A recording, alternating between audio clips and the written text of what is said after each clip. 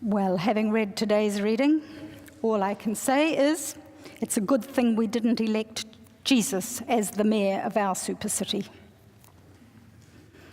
Everything would be turned upside down and things would be in chaos. It would seem, if the Lucan teller of this tale is to be believed, that Jesus would have us all be sinners. Sinners who say sorry, rather than people struggling to do the right thing and live within the constraints of our laws and the expectations and protocols of our social system. Bit of a worry. We're told in today's gospel reading that the efforts of one who abides by the demands of society and the religious practices demanded of him by the fellowship that he belonged to, who does his best to be an upright and responsible citizen and leader of the temple, are not sufficient to justify him. His efforts are inadequate to deserve our respect. On the other hand, the despised tax collector, the collaborator with the Roman authorities, who has purchased the right to collect taxes and tolls from his fellow citizens, who, according to popular perception, has made life difficult for the local workers, is, now that he stands at the back of the church and asks for forgiveness, to be applauded, emulated even. He went home justified.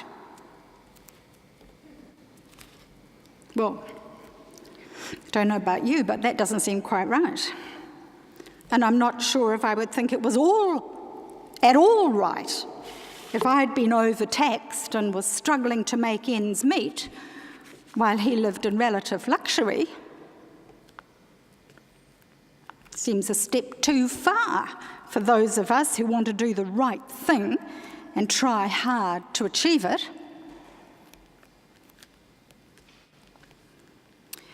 If we judge the Pharisee in the same way the parable invites us to, disparaging his efforts to be a socially responsible citizen, then we are behaving in just the same way as those to whom the story was addressed, the ones judging others contemptuously. After all, the Pharisee's only describing things as he sees it, and doing the best thing he can to do the right thing, isn't he? But if we behave like the tax collector and stand around in the back of the church beating our breast and saying how wicked we are, then the question has to be asked, who benefits from that? How helpful is that to our community and to the people who've been ripped off and now face financial hardship? It's a bit of a hard one to figure out. It would appear on the surface that the breast-beating tax collector is the one to emulate, while the one who made a contribution to others through his leadership, tithing and prayers is not. It seems too simplistic to me to say that those not generally valued by society, in this instance, for example, the tax collector, are the ones valued by God above all others. And even the interpretation that we're used to hearing that suggests we should be like the tax collector and own our own sinfulness in a humble way does not satisfy me, although it's clearly present in the story that we are loved by God, justified by God, not by anything that we might do to live righteously and earn that love, but simply because we are. This is one comforting message from the story, but I want to ask, is there another message? If we reflect a bit deeper, is there another insight that Jesus might have been hoping we would understand if he did ever tell this parable this way. Because, of course, this might be Luke's message to the struggling Christian community he was addressing sometime well after Jesus' life, sometime after 70 AD, following the destruction of the temple, and more likely into the early decades of the 1st century. It's easy for us, for we've heard the story often, to hear the expected reversal motif that we know to look for in parables in the example of the humble tax collector who will be justified and exalted by God, and not in the puffed up Pharisee. If we consider the big picture of Jesus' life that the Gospels present to us, that general sweep of Jesus' teaching and life, unpicked as it were from the historical overlays written much later, we get the idea that Jesus is concerned to build a kind and a generous community that cares for all its members, even those it's easy to marginalise and to put aside. The examples that we have in the stories and the parables that illustrate Jesus' teaching are of Jesus seeking to build relationships of mutual concern and care, relationships of acceptance of diversity, of the inclusion of difference, where none go hungry, none are violated, none are disrespected. And Jesus, we know, is prepared to challenge and even overturn laws, systems, and expectations to achieve this, whether or not those systems and expectations are religious or secular. The disciples and all who would follow Jesus are encouraged to do what they can to bring this about too. It seems to me the reversal that we're looking for is tucked in here somewhere.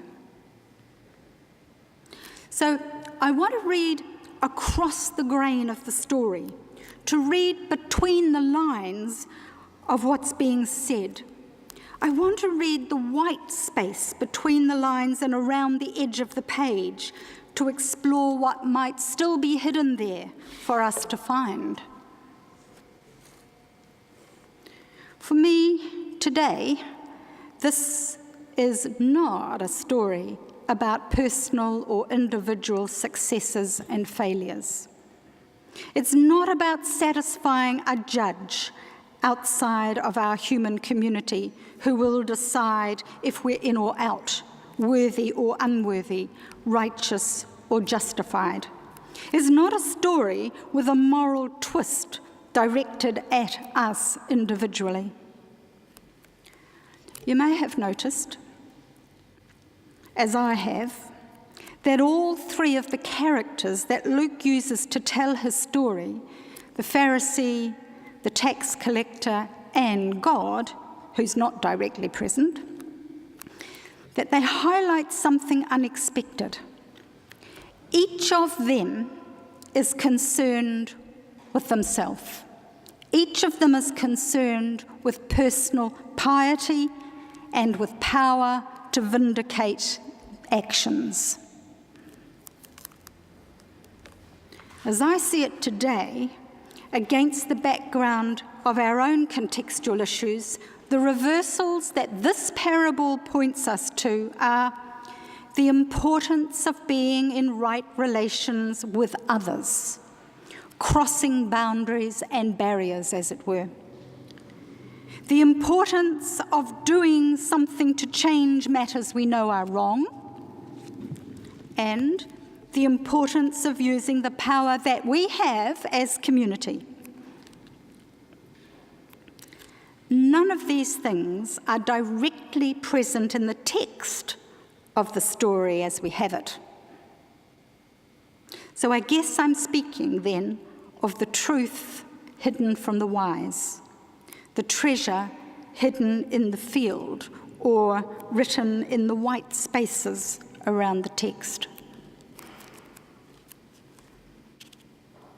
Seems to me we're being invited to put aside our concern for self-justification and to take up a concern for the well-being of others. We are being invited to do what is right and being asked to point to the potential for change that lies among us.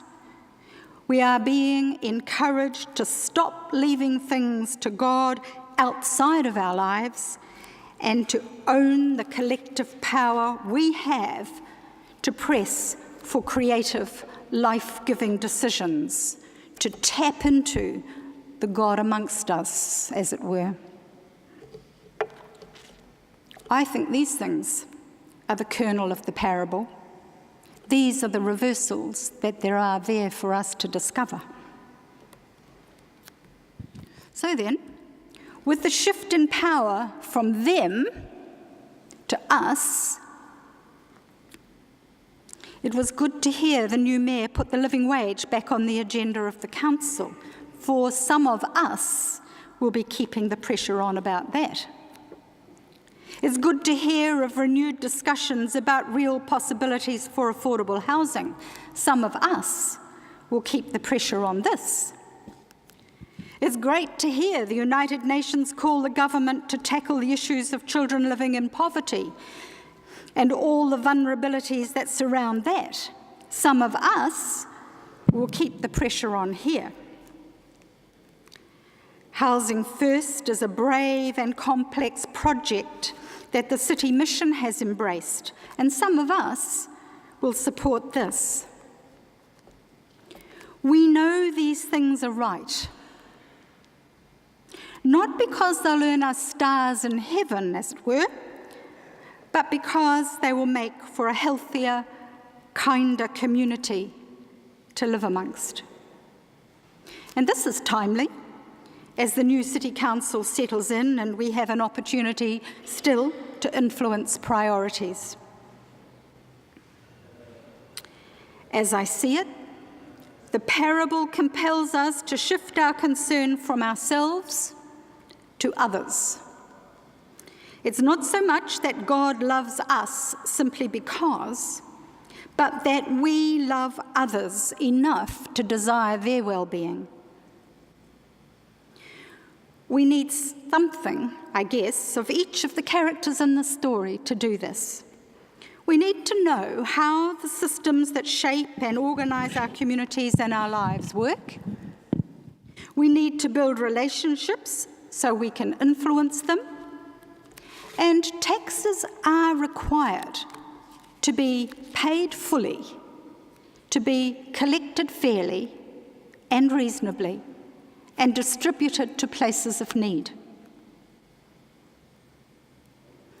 Life-giving and empowering energy lies amongst us, God present with us.